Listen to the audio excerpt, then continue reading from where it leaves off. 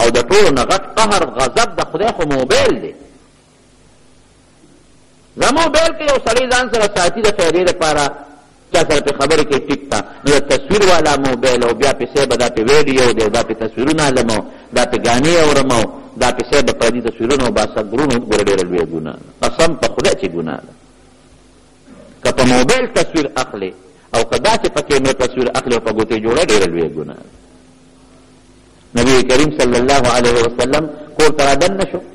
جبریل علیه السلام رانغی تپوس یې وکړې ته خو رانغلې بېګا، ورته یې وې چې تا په کور کې سپی د کټ لاندې سپی او یو تصویر لګېدلی په دروازه باندې په پرده، نو ځکه زه رانغلم. فورا یې حکم وکړو ریشا به تصویر راوشلوه، هغه کپړی راوله تصویر په منځ باندې وشلو. او دا سپی کوم ځای دی؟ نو علما لیکي ترمذي کې راځي حضرت حسن رضی الله عنه یو رکوټې کوترې راوستې، ماشومان یې ته هم لوبې پرې کوي. نبي علیه السلام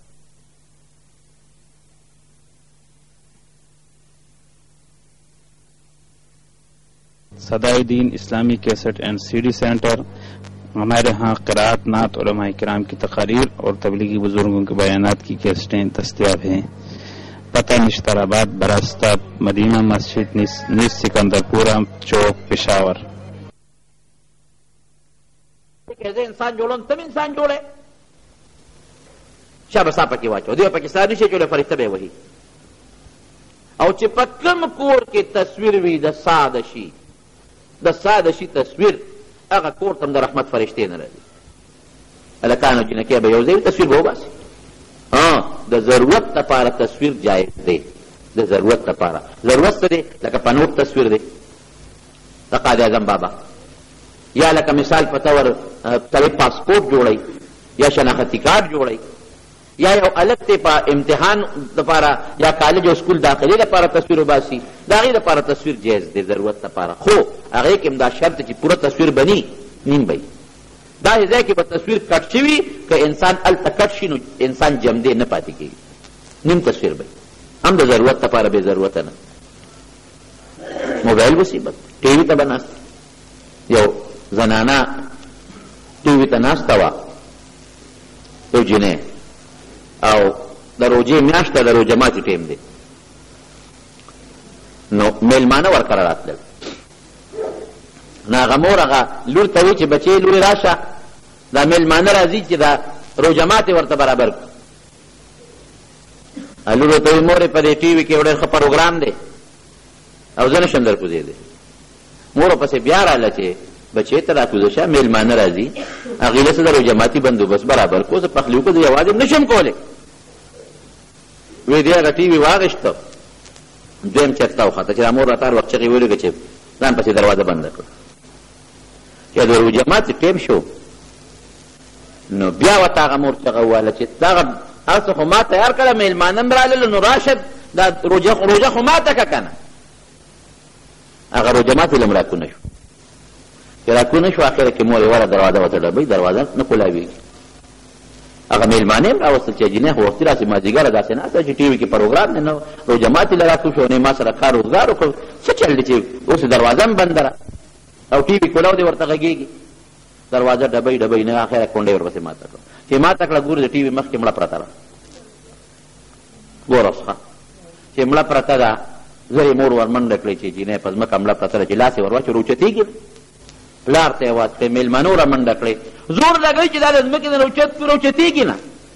دومره کلکه یې نښتې ده په دا ځمکه پورې چې د ځمکې نه څوک روچتولی نه شي. جناب کوم چې رشته دارانو یا نږدې خلک وو هغوی ټول لاړل چې دا ښځه دومره څنګه درنه ده چې نه اوچتېږي، په زور اوچته. ټول خلک زور لګوي، چېرته چا پکې ټي وي ته ګوتې کړي دي یا به د رشته وجې نه چې ورېږه دا بلا خو لږه خوا کړو که نه، چې زه یو شي چې په زور دا جینۍ اوچته کړو. خو چې ټي وي ته یو کس ګوته کړي او ټي وي اوچت شو، بس جینۍ اوچته شو، چې دوه کس ونیو اوچته سپکه شو، وجود یې لاش یې سپک شو. او دا خو د چل په دا ټي وي کې دی، چې ټي وي اوچتوي نو بس جینۍ اوچتېږي ورسره، په لاسونو کې اوچتېږي، او چې ټي وي ږدي جینۍ بیا ځمکې پورې نښلي. دا څومره شرم او بېعزتي چې غسل یې ورکړو نو ټي وي ته مخکې اوچت که ورسره یې ویوړو نو غسل یې وله ورکړو، نو چې بیا په کټ کې واچو نو ټي وي به اوچتو نو دې وجود بس پکېده، او چې ټي وي په ځمکه پروت نو وجود بیا کلکېده. اخره کې جناب چې بیا جنازه وړه نو جنازه څوک نشي اوچتولی، خلک ونښتل چې جنازه اوچته کړي اوچته کړي نه اوچتېږي نو چا وایي چې بس خو شرم هسې هم شرم دی اوس خو زموږ سر له راغلی ده دا ټي وي داسې اوچت کړی چې یو که ټي وي غېږ کې ونیو نو جنازه سپکه شو اوچته شوه ټي وي کې مخکې روان ده جنازه ورپسې روانه ده و چې قبر ته ورسوله مقبرې ته او په قبر کې خښوله قبر ته دننه کوي بیا وجود کلک دی حتی دې ته خبره ورسېدله چې ټي وي ورسره سر کې په لحد کې کېښوده ورسره یې خښه کړه یوه واقعه دویمه واقعه څه ده دقسې یو جینۍ ناست سره ټي وي ته او بانک شروع شو الله اکبر الله اکبر امر ورته یا بچې هله دا ټي وي دې بند که بانک وي زه خپل کار به کړي هر وخت دا بانګي چغې وایي دا ور راپسې بند که چې دی نه اورم قسم دی زه کله کله سوچ کوم پخوا په دې مشرانو کې ډېره حیا اوس زمونږ په دې کشر ګل کې هر حیا نشته ځکه موږ ماشومان وو که نه نو چې واده به په هغې کې به دا ډولکي او دوکړی به په دې لاره تېرېدلې نو چې د جومات خوا به راله نو دا بند کړې داسې به که نه وه مشران او چې مقبره به راله مقبره نو دا بند کړې او چې د مولا کور به راغې وی د مولوي صاحب کور دی لکه وی بند کړې دا شی د هغې به خلکو حیا او احترام به کوو د مشر په مخ کې به بچي نسوار نه اچول سګرټ خو ډېره لویه خبره ده داسې راځي صاحب که نه اوس پلار به ناست نو چې پلار راوباسي د زوی په مخ کې سګرټ ته تیلې ورته کړي نو زوی به څنګه کوي ورته بچی شابه چې دم راوړه پلانکې راوړه تیلې ورته ووه هغه حیا لاړه ختمه شو نه څوک د مشر نه حیا کوي نه د استاد نه حیا شته نه د بانک نه حیا شته نه د جومات نشته او نه د ملا نشته پیسه ډېره ده خو قهر د خدای ورسره دی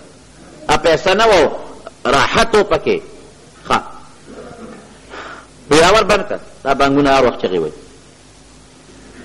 چې مړه شوه که نه او لاش یې ولې یوړو او قبر یې ولو که نه خلک ناست دي خو چې د دې لاش قبر ته ورښکته کوي پکې لړمانان رالي دا زیړ زیړ غټ غټ لړمانان زر یې ترې دغه راوویسته دا لاش یې د دې خوا که دا خو په دې قبر کې لړمانان او دومره ډېر دي چې دې سره منسوب هغې باندې خاورې واچولې قبر یې بند کړه بل ځای وله قبر وکنه چې بل ځای قبر وکنه او لحد یې تیار کړه او دا پکې ورښکته کړي کې هم لړمانان راغلل درېیم ځای کې وله قبر وکنه چې هغه ځای کې خو چې قبر کنئ پاک ساک برابر قبري ځای ورته بدلی خو چې دا قبر ته ښکته کړي د لړمانانو دا غورمش پکې راشي په سوونو زرګونو اجر لړمانان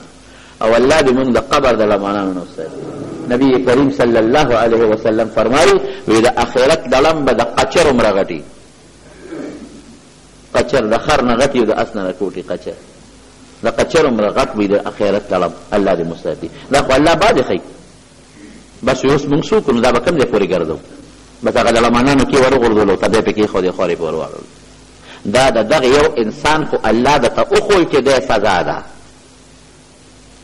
دا نورو لم دغه سزا وي خو د آخرت هغه عذاب الله هر چاته نه ښیي چې زمونږ پې هغه ایمان بالغیب راشي هر چاته الله نه ښیي بعضې ښیي او جلک درته الله تعالی ښیي موبایل ساته بلکل د ضرورت لپاره خو کیمرې والا مه ساته موبایل ساته خو تصویرونه پې مه باسه موبایل ساته خو ویډیو فلمونه پې مه جوړوه او یادو ساتئ د موبایل دا بعضې خلک رنګونه پې داسې رنګونه کړي چې هغه ټول سندري ګناه او یاد ساته په موبایل باندې ګوري تلاوت هم مه لګوئ بعض انسان پې هغه د علم دپاره تلاوت لګولي صورت پې لګولي یا ایتونه پې لګولي دا ښه خبره نه ده د خدای د قرآن آیت د دې ذریعه مه جوړوه او بل دا دی چې کله درته څوک رنګ وکړي که نه نو اکثر په دا مینځ کې خلک هغه وي هلو نو هغه شی بند کړي نو آیات کله په دا مینځ کې بند شي کله د الله نوم په دا مینځ کې به شي بېادبي دې مو کړله او معنا هم غلطه شوه او هڅه کمه شوه نو دغه رنګونه مه لګوئ په موبایل د لوبو د سندرو او دې نه ځان ساتئ نمارونو دې نه معلومېږي ګوره نبي علیه السلام مبارک چې کله لاړ معراج ته وی یو غار مې ولید لکه تنور په شان دی تنور په شان لاندې ویښې ارتو سرې تنګو او پکې الکانو جینکې بربنډو بربنډ الکانو بربنډ جینکې او چې د اور به کله لمبه وواله نو وی دا الکانو جینکې بربنډ به د دې تنور د سر نه رالل د غار سر نه ما وی چې را پرېوځي ته خو بیا به هغه لمبه سړه شوه نو دوی به بیا لاندې لاړل دا خو ډېره اوږده واقعه ده خو د یو ټکي متعلق بیا جبریل علیه السلام نه نبي علیه السلام تپوس وکړه نو دا غار کې چې مې دا الکانو جینکې بربنډ ولیدل وی دا څوک دي وی دا ستا د امت هغه خلک چې هغه بدعمله زناکار سړي او زناکارې ښځې بیا د قبر عذاب دی چې دا بدعمله مړه شي د قبر عذاب هم دقه دی چې په اور کې به الله تعالی دا لکان او جنکې دواړه بربن ور واچوي